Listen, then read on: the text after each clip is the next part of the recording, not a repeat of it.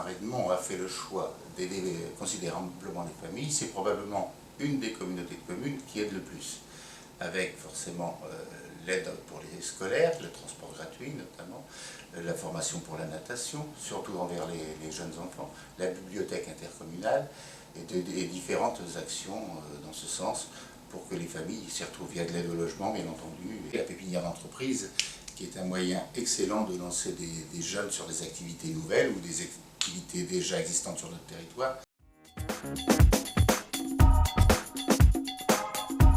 Effectivement, le rôle social de notre collectivité est très important. Donc, pour les personnes âgées, nous avons mis en place le CLIC, qui permet effectivement de les renseigner et de les aider à trouver des solutions à leurs problèmes. Pour les personnes en difficulté, avec S9, nous travaillons en sorte que les personnes qui sont en recherche d'emploi ou plus fragiles puissent trouver une activité. Et puis pour les familles en difficulté et les personnes seules aussi, avec la passerelle, nous avons une alimentation solidaire en quelque sorte et nous finançons ce programme sur tout notre territoire.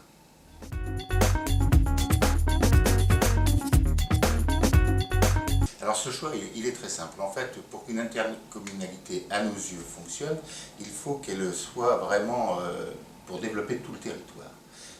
Aucune commune ne doit sortir vainqueur de ce challenge. C'est un territoire qui doit se développer sur sa totalité. Et le meilleur moyen de développer le territoire, eh bien, c'est d'aider les jeunes, d'aider les familles, effectivement.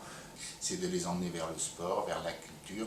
Donc nous avons Océabule pour la natation, et au niveau culturel, les réseaux de bibliothèques et ces différentes choses, et différents sites, le Davio, Biotopia, Culmino, Vibrato. Et Vibrato, le conservatoire de musique, sans oublier le musée Wilson.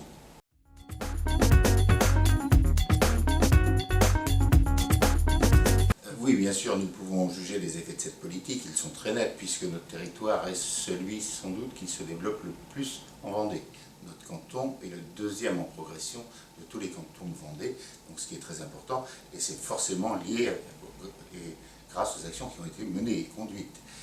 Donc les effets sont très nets, puisque c'est plus de 2000 habitants depuis 10 ans et 500 emplois créés, emplois salariés, bien sûr.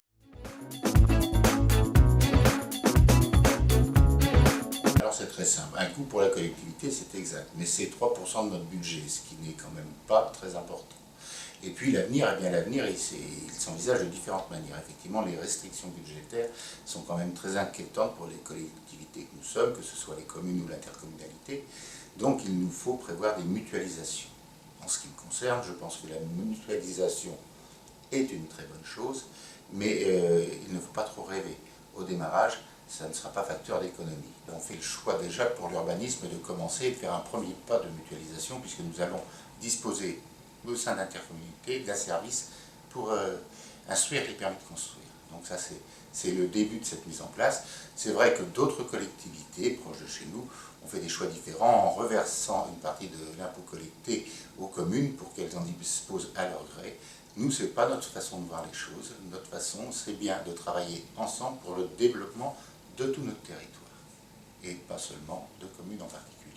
Pour conclure ce petit message, je voudrais tout simplement signaler que dans une période où les collectivités ont des difficultés à trouver de la trésorerie et que les finances sont quand même fragiles, l'intercommunalité Océan-Marais de Mont est une des intercommunalités au taux d'imposition les plus faibles de Vendée. Malgré tout, nous avons beaucoup de choses en place. Et c'est vrai qu'il faut se tenir à cet équilibre, fournir à notre population des services de qualité et essayer d'avoir une fiscalité assez souple.